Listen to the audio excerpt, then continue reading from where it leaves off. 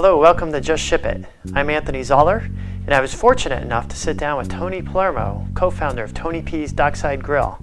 He spoke to me about what it takes to be a successful restaurateur here in Los Angeles. Enjoy the interview.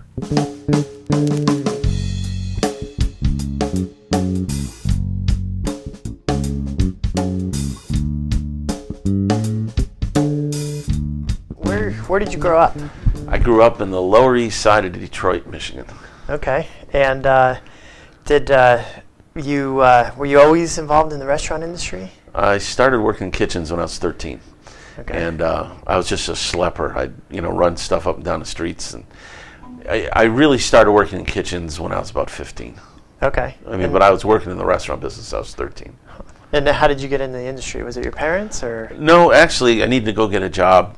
My folks had got divorced, and my mom was working 3 jobs, and I felt guilty, and I thought I better go out and start working. And yeah. that was the only job I could get. Okay. Yeah. And was it just a restaurant in the neighborhood, or how? Yeah, it was a pizza place in the neighborhood, and then I got a job at Ponderosa. It was an old kind of self-service steakhouse. And I tell my kids I had a brand new red shirt to start the job, and at the end of the shift, the guy said, "You have to jump up in the garbage cans." And I said, "Not with my new shirt, man. That ain't going to happen." I still ended up working there. But my first real restaurant job was a place called Chavi's, and it was an Italian restaurant, and they had the women in the basement making gnocchi and ravioli and lasagna, and upstairs was the line. There were 8 Tonys that worked there. So the owner would kick open the door and say, "Tony," and everybody would say, "Nope, not me, nope, nope," and everybody would scatter. And I worked there full time through high school. Okay. Yeah. And that was in the Lower East Side there in Michigan, Yeah, huh? yeah. Okay. Detroit. Yeah. But the movie 8 Mile, my kids, when that came out, they said, "Wow, 8 Mile." I said, "We had to get in a bus to go to 8 Mile. I lived a lot further in than that." And so when you started, did you think you were going to stay in the restaurant industry, or? No, when I you were don't. 13, or no, were you just thinking no, it was just something? No, just then I just needed some money. But it was funny when I worked at Chavi's, I always had money in my pocket. I was 16 years old and I had a car, had money in my pocket, and I started really learning the restaurant business and started getting good at it. So I've always that's all I've ever done. Yeah. So it was 16. You're working at Chavi's. Chavi's. Uh-huh. And where'd you go from there? Chavi's, when I graduated in high school, I started kicking around, and I found a job at Alfred's, and that was in Somerset Mall, which is Troy, Michigan. And that's where I met Danny, my business partner. We were 18 years old. We've been cooking together since we were 18, and I'm 54. We've been buddies and, working together for that long. So I started working there. He was there, and we became friends, and I worked there for 5.5 years altogether. Okay. And Chavi's Alfred's. What we're talking about is just get out and do it kind of thing. Yeah. Alfred's was a guy who I feel was my first angel. I think people run into people that kind of set them in the right direction and give them a break. Yeah. And Alfred's was owned by 4 different guys. One owned a meat company. That was Alfred Okay. Lowenstein. And one owned the restaurant downtown, and one was an accountant for Alry Bakery, and the corporate accountant. And another guy was just kind of a silent guy. But I got a really good foundation from there. And I wanted to go to the Culinary Institute of America, and there was no way in hell I was going to get to go there. And it was in Hyde Park, New York. And I cut a deal with them, and me saying they were my first angel, that I'd go to school term and work a term and not take a raise. So they agreed with it. And I went to school a term and came back a term, and the guy who was the chef had just graduated. So it was like I was still in school. And it was a big place. There was a coffee shop that attached to the mall. It was kind of a high-end mall. And then a dining room and a tavern. And then we did dinner theater also in another part. So when I got back, I worked under him, and it was just like I was still in school. But that was his first chef job. Okay. So I went back to the culinary, and he quit. And because I was really running it, he was, the figurehead. And then they called me up, and they said, "Look, we want to offer you the job, and you can take it, or you can still stay in school." And I went back and forth, and I took the job. Okay. So I took over my first kitchen. I was about 19. Okay. And, so you weren't done with school yet then either, right? No, Okay. no, I never went back to the culinary. I only Okay. did one. I only took one term, and that doesn't really add up very well. How I just said all those years, but that's the long and short gist, of it. yeah. So I came back and I worked at Alfred's. I worked there like a year and a half, and then about 4 years as the chef. Okay. Okay. And then And that was just you're learning on the job then, on the fly. Yeah, on the fly. Basically on the fly. It was a busy place, but we had a great time. We were young, energetic, worked all kinds of hours. And then I wanted to start learning something else, and I went to a place called the Golden Mushroom, and the guy's name was Milos Chileka, and he was the third credited master chef in the United States. He actually went through the accreditation. Okay. A lot of people throw these words around, But I thought that was really a great idea, and I learned that he had escaped from a prison camp in Czechoslovakia. Wow. And that's how he ran the kitchen, man. Anything that you hear about, like European chefs, nothing against European chefs, but that, you had to say, working hard, sir. I'd say, how's that stir fry? Working hard, sir. The start of my day, every day I had to bone out a leg of lamb or a leg of veal, or you know what I mean? And that was just, every morning you wake up, throw this big leg over your shoulder and throw it, I think, and say, good morning. And that got kind of old. And Danny, at the time, we worked together at Alfred's, and then Danny went and got a job. He was a pastry chef at a hotel. And we were both just not really enjoying our jobs, but we did it for, I don't know, about a year. And then we stopped and we went to another place and we worked together. We were the chefs, and we worked at 3 different places in Michigan. And then I actually came out here. I won the Michigan State Chili Cook-Off. We were just doing it to party and have a little bit of fun. Yeah. And then, your own recipe and everything? Yeah. And then that rolled me into a 13-state Chili Cook-Off. Okay. And I won it. So with that, I won 2 tickets to California, and I came out to California, and it's like everybody's lying to us. Detroit is, it's Detroit. It's everything you heard and worse. Nothing. It's a great place to be from. I wouldn't want to live there anymore. But you came out here, and it's just completely different. Detroit's gloomy and it's flat, and out here it's wow. I didn't win, but we had a great time. And I went back there, and I talked to Dan. I said, we got to get out of here. And we saved our money for about 6 months, and we moved out here without jobs. Okay. How old were you about that time? 24. Okay. 25. Yeah. And now, did you have any 24. big plans, like you and Danny? Were you talking at this stage, like? Actually, hey, what we did? We came out here and we were going to sell fish. Yeah. I'm a strong believer that I could sell tomatoes and make money. I'm not gonna. I'll figure it out. And we were going to sell fish. We had cards printed up, and I still have some over there. And we were just going to try and buy fish and sell it to restaurants. That didn't really work because we didn't even know our way around. But we had a good idea, and we kicked around for a little while. We had a condo in Redondo. We were pretty hot shit, leaving Detroit and coming out here, and we kicked around a little bit. And then we decided, kind of running out of money, we better go get a job. And Danny got a job as a pastry chef at Trump's in West Hollywood, which was a real high-end restaurant. And I got a job as the executive chef at the Hard Rocks. Okay. And the Hard Rock had just opened in L.A. It was open for a week.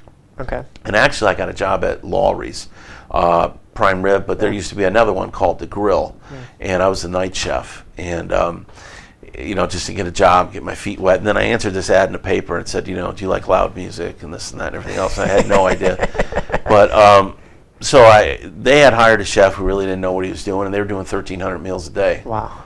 And it was just completely chaos. And long story short, I got the job, and I was the axe man. I had to go in there and clean it up. And so we ended up talking them into closing a day because they just couldn't get ahead. Okay. And we got all the prep together and all that, and the rest is history. I mean, that was their second spot, and it just grew. So I was I opened San Francisco for them, and then I was the director of operations for both stores. Wow. And then Danny and I met somebody, my second angel, George, here, and he was actually from Detroit, but we met him out here. And he co-signed our first loan, and we opened Teasers in 1985. Okay. And that was in Santa Monica, on the 3rd Street Promenade. That's where Barney's Beanery is, right? Yeah, Barney's Beanery is there now. But when we bought it, we knew what was going to happen, but it was pretty far-fetched if it was going to happen, it was going to go through. And we used to laugh that if there were 2 guys walking down the street, one was a bum and the other was our customer. And not to get into Santa Monica politics or anything, but it was, it was a fun time. We opened, we were 27, and we worked hard, round the clock. Now, that must have been a huge risk, because you go That was from a huge risk. director of operations from Hard Rock. It's probably a pretty cush job. I mean, Nah. Well, I mean, it's a good job, right? it's but you got two places that are doing. You're doing 3,000 meals a day out of two restaurants, and they're this far apart. Okay, but you've got job security and. Yeah, but you want to do it on your own. Yeah.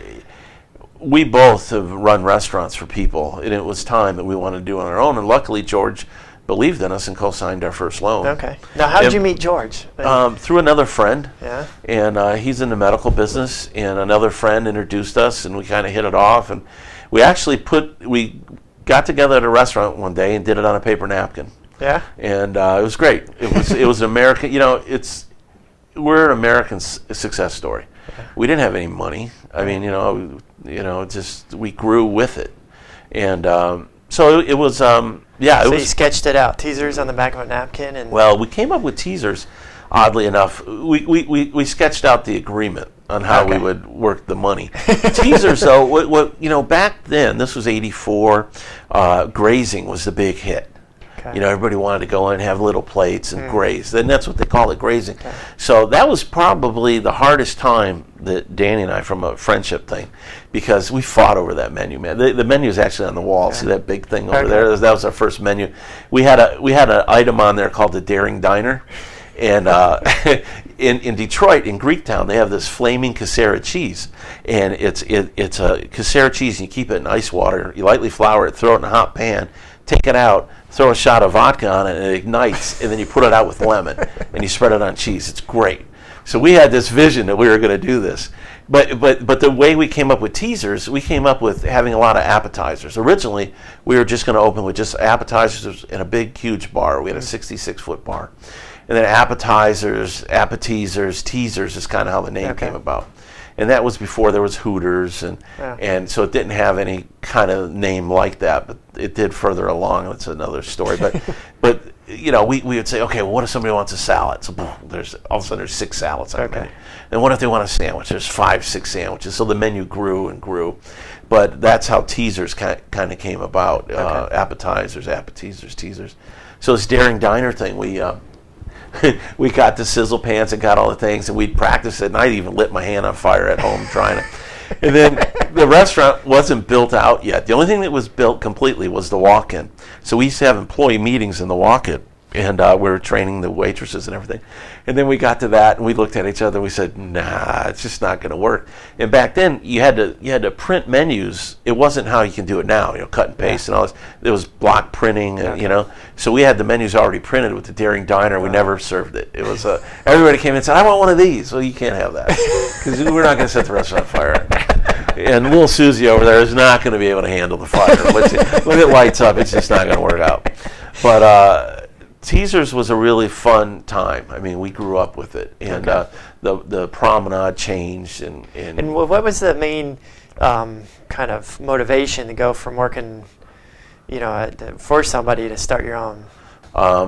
Although, like anybody, you think you know what's going on, and then when you get it all, there's a hell of a lot more going on.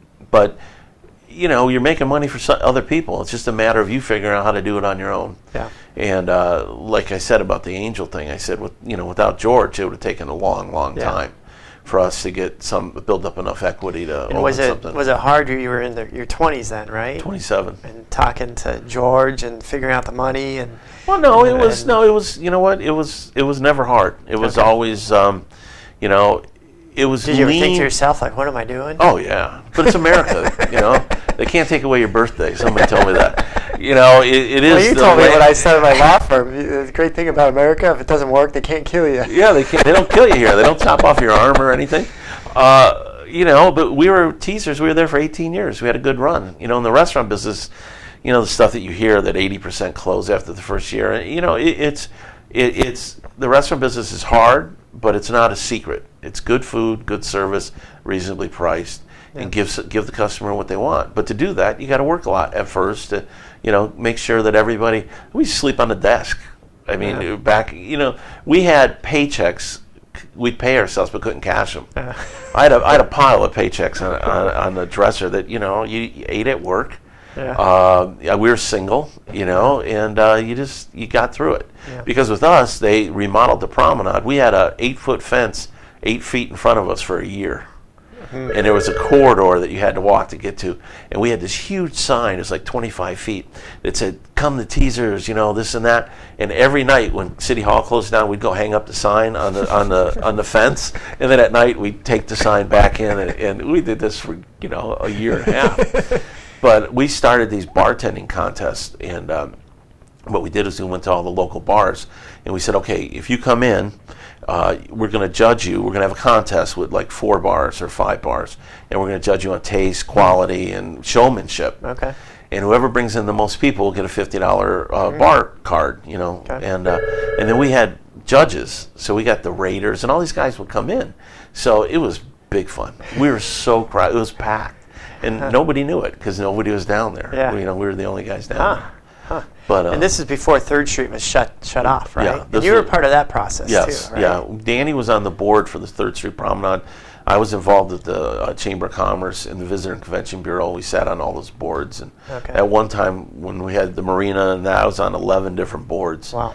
But you have to get involved. It's your community. So, that's how we kind of, we're a neighborhood restaurant. Yeah. We'd like to think. We are. Yeah. And so how long were you with Teasers? We had Teasers for 18 years. Okay. And after our 15th year, we had another 5 that we were negotiating on, and that's when the mall took off, or the promenade. Okay. And they started coming in. Our Monty Annex came in across the street and paid $8.50 a square foot. Well, we were paying $3, and our landlord was through the roof. So he wanted to sign us at $8.50. We were paying $18,500 a month. He wanted $52,000. So we sued each other. That's where you lawyers come in. Nothing personal. But, it got into little verbiage about like, same, and all this. And we sued each other for a little bit over a year. And it got to the point where if we were going to go in front of the judge and he said, split it, it was going to be $35,000 a month. And, we were real reasonably priced. We were burgers. We had dancing at night. We had 10 to 2 sales. What they say is that 10 o'clock, the whole place, we were like a furniture moving company. We'd move out all the tables and the dance floor would come up and the lights would pop down. And it was a lot of fun. I mean, we had a great time, but there was no way you could, suffer that rent increase. Yeah. But we were already here at Tony P's, and we decided that it was just better to concentrate all our interest in here. And we kind of walked away from it after 18 years. Okay. That was weird. Yeah. Closing the door the last time, a little goosebump, man. Because it's like you grew up there. Yeah. That was, and you lose. Nobody realizes that when you close a restaurant, if you're not filing Chapter 11 or anything, you're 30 days out on food, labor, all your purchases, taxes. It costs a lot of money to close down a restaurant. Yeah. Yeah. And you guys already had Tony P's going. Yeah. And Tony P's. When did that start? We opened Tony P's on Super Bowl in 1997. Okay. And we heard about it, that it was going on the block. It was owned, originally this Charlie Brown's opened in 1965. Okay. And it was owned by Host International. And then if anybody knows the restaurant, Grace bought Host. And then Family Restaurants bought Grace, and we bought this from Family Restaurants. Okay. At the time when we bought this, they had 55,000 employees. This is a restaurant group. Wow. Yeah, and this place was a dump. Yeah. I mean, they hadn't put any money into it. You could tell there was no management going on. And they sold off Charlie Brown's and Reuben's and Caro's and Coco's. Okay. And they owned El Torito and El Torito Grill. They owned all this. They kept only the Mexican division, and they sold everything else off. So we bought this. Okay. In '96, and how did that idea come up? Well, we wanted to branch out because we weren't worried about the promenade, but we were doing good, and we knew that our rent was going to be an issue in the future, and we found out that this was coming up, and we came here and took a look at it and saw that this is it's 11,000 square foot restaurant. It's a big place, and it's on the water. It's got a lot of potential. And we saw that this would be a good stepping stone, a good move, and it's a good thing that we did, considering what happened. But so we came in here, and there was no patio, so we built a patio. We subdivided it kind of because it's such a big place. So we came up with a tavern, what then was a cigar bar, a dining room, and a patio. Okay. And smoking changed, and we changed that. But that's how we opened this. But we opened it as Teasers, and people thought we were a strip club. Because from 85 to 97, things changed. Yeah. You know, Hooters, this, that, and everything else. And we knew once about 4 months into its opening that we missed our mark. People, you know, we had these school programs on, and moms would say to my wife, like, well, isn't that a strip club? And people would come in. The biggest thing, we knew we had an issue, so we started thinking. And the biggest thing was I was up front, and we had this cute little hostess, and this couple came in. And she said, hi, would you like to sit on the patio of their dining room? And he said, we like to sit at the table next to where they're dancing. We don't like to sit right where they're dancing. It's like, oh. Change, you know, you got everything on the line, everything.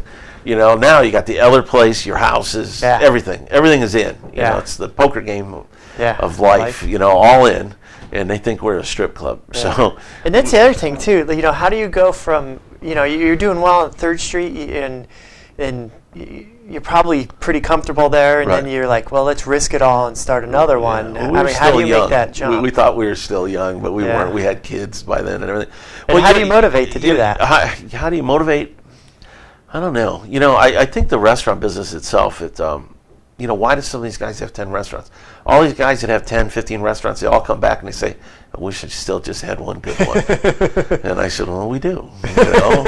You know, we're perfectly happy.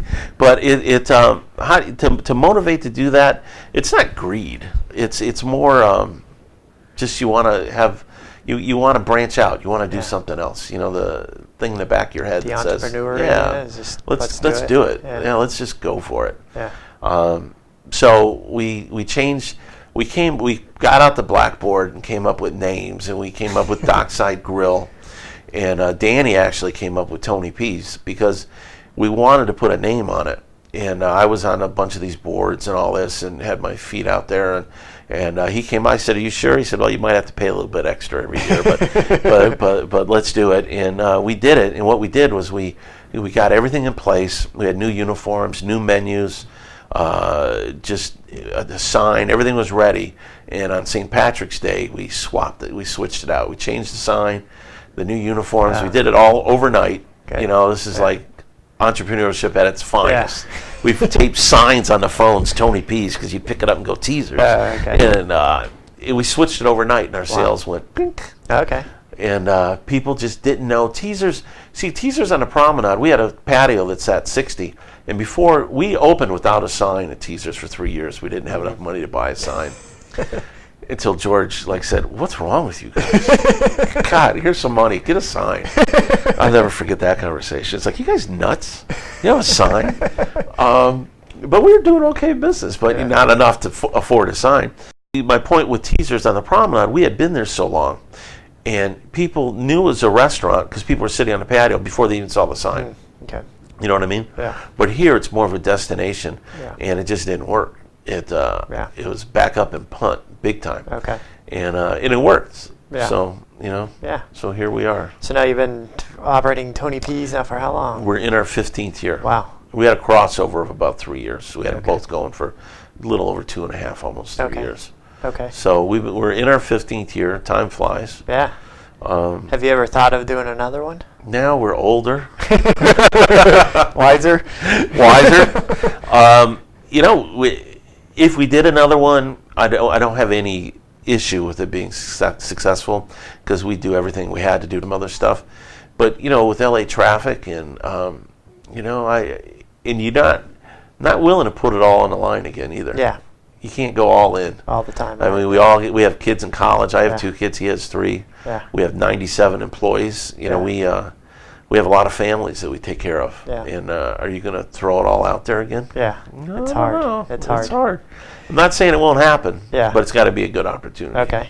And for somebody starting a restaurant, you know, and maybe they're not even in the industry right now, like you had the background, if they're just they might have a 9-to-5 job and they're thinking about a dream, and maybe they have a cooking background, and I tell them they're buy a thinking about gun, it. shoot themselves in the head. It's quicker. I don't, personally, I don't know how people get in the restaurant business that don't know the restaurant business. And I think you can spot out those restaurants. I mean, there's some guys, and I know them, that are business orientated, that can run companies, and luckily they hire the right guys to run it, but they don't know about the restaurant business. But I mean, I've worked in restaurants, and I'm sure that anybody who has, you got a owner that knows nothing about the restaurant business, thinks that the chef and the manager are going to work 7 days a week and just bust their head for him, and it's just not going to happen. I don't know. See, on the other side of the door are my whites, and I can throw them on, get up there, and jump the line anytime.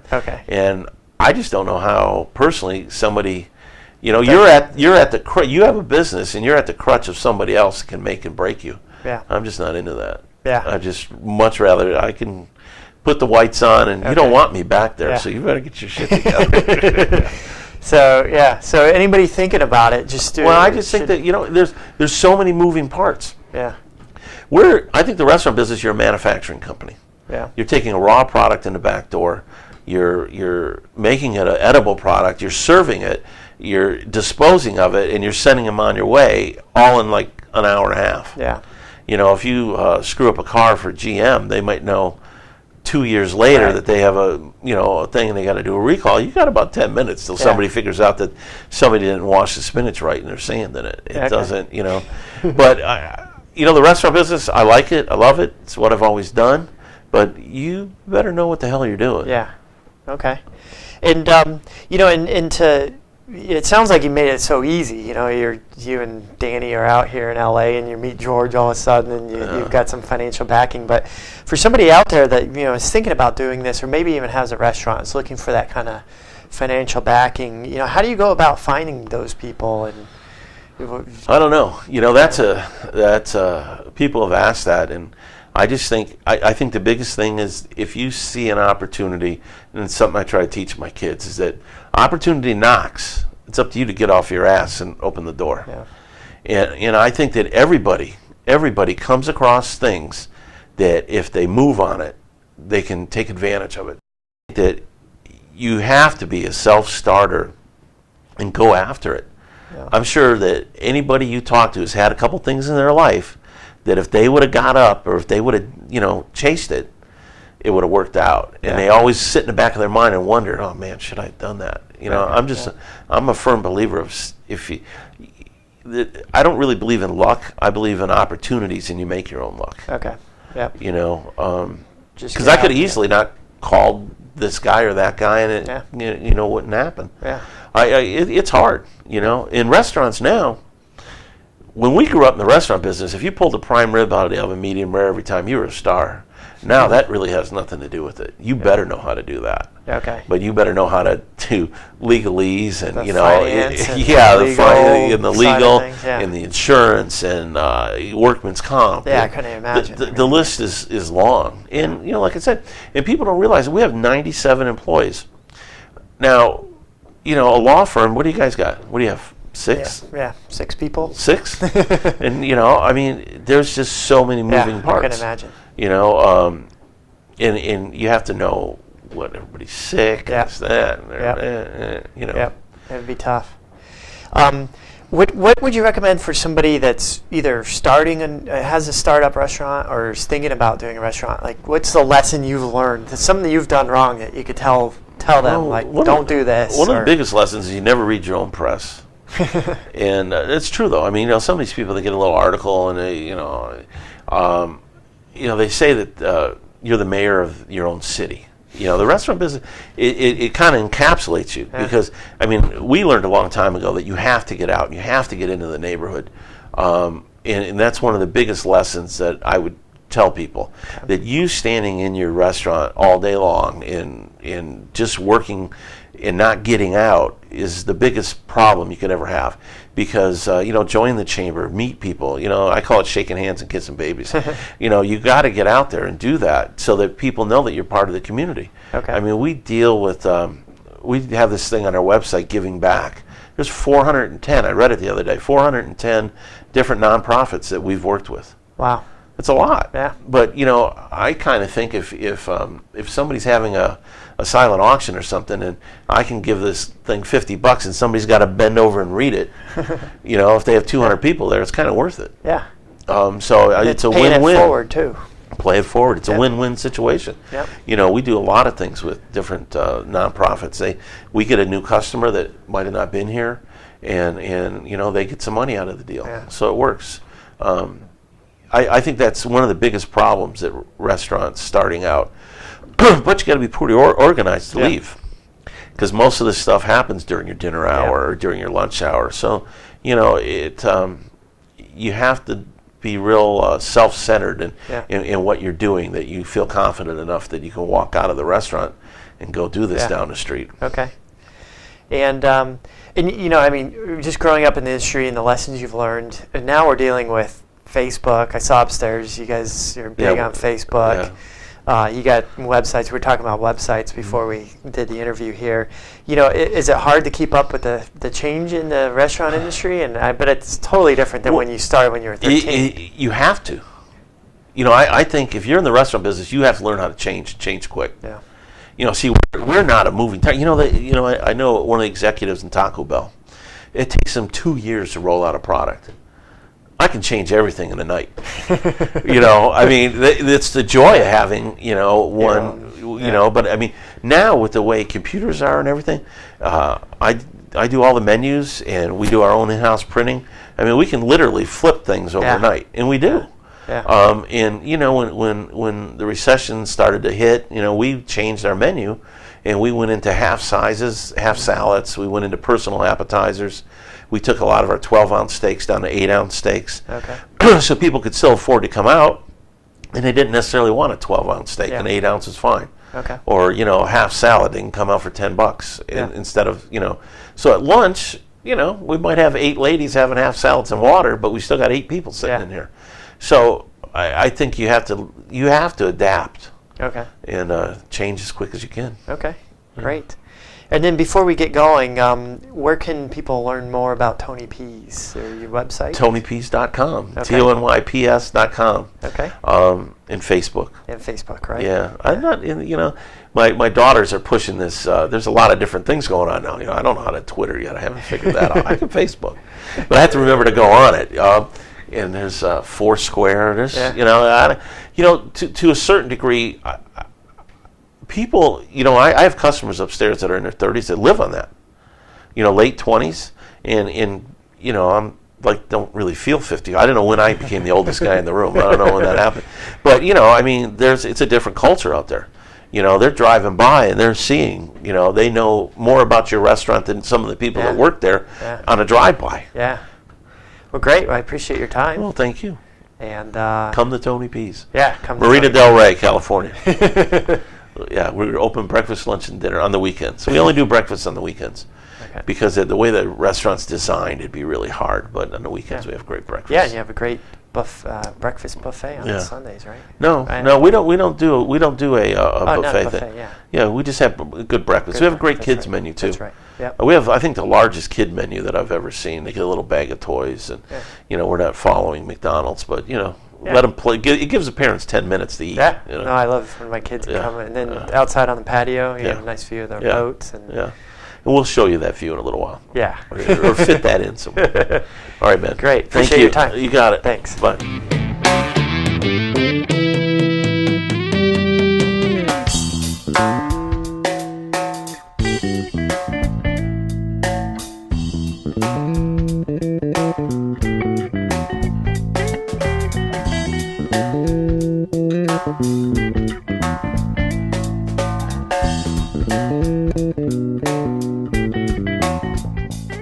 Tony, we were talking about what you think what it takes for a restaurateur to be successful. What would you recommend somebody starting up a restaurant? Well, probably one of the first things I'd say is you got to get really involved in your community, because you're really dealing with a 3 to 5 mile radius. And to get into that radius, you know, you have a local chamber. Everybody has one. You should get involved with it. We've been on the board of Santa Monica Chamber, the Marina Del Rey. Now it's Marina Del Rey, Westchester, LAX Chamber. But you get to know all the people in your area one-on-one. So if you're at a big function and everybody knows your name and they want to book a party, they're going to call you, opposed to going to a restaurant that they don't know somebody. The other thing I do is I get involved with the California Restaurant Association. If you're in California, if you're somewhere else, every state has one. But that's where you really can figure out the laws, stuff you got going on that you don't know about. But you got either one of them, you have to get involved. One thing you got to do if you join them is you got to get on different committees and get involved in it. Because if you just spend your money and you send it to them, you're not going to get anything out of it. But if you really get involved, you meet so many people. In the restaurant association, you meet your peers, and you realize you're not the only one on this island, that everybody else has the same problems. And, you might get better answers. But that's a couple of things that I would definitely recommend. And the other thing is just get involved with your community. Okay. And we spoke about all the different facets you kind of face running a restaurant, the legal to business side of things. Do you use those organizations a lot to learn about that? Absolutely. The Restaurant Association, you can pick up the phone and you get some free legal advice. And you get more advice from your peers. And the Chamber's the same way. I mean, there's all kinds of lawyers that are also members. So you get to talk to these guys one-on-one. You go to a mixer or something like that. It's just a matter of getting involved. If you just sit on your hands and what I said before is like most restaurant guys, they're the mayor of their own city. You got to realize you got to reach out to the other cities. There's a big state here. Okay. But anyways. Great. And we just got some footage, and I looked around the restaurant with all your bar tap handles. What's the story behind those? We started saving them probably about 16, 17 years ago. And we have a little over 1,400 of them. And we're going to try and get in Guinness Book of Records because I don't really know who has that many. But they're all individual. They're not like, 10 of these and 20 of the same ones. So it's just something different, something people come in and they look at it. A lot of the beers aren't around anymore. And like, oh, look at that. Quietly, it's our retirement plan, really. Because one day we'll have to sell all those tap handles. Okay. But anyways, there you go. Yeah. There you go. Now, we're out by the boats here. This is right off your back patio, right? Yes. And so everybody can have lunch or dinner at Tony P's, and this is the view you guys have. Yeah, it's great. It's just like anything else. You got when you're working, you got to look up. You forget that you're blessed to be in this. It's great. It's beautiful. It's a great place to work.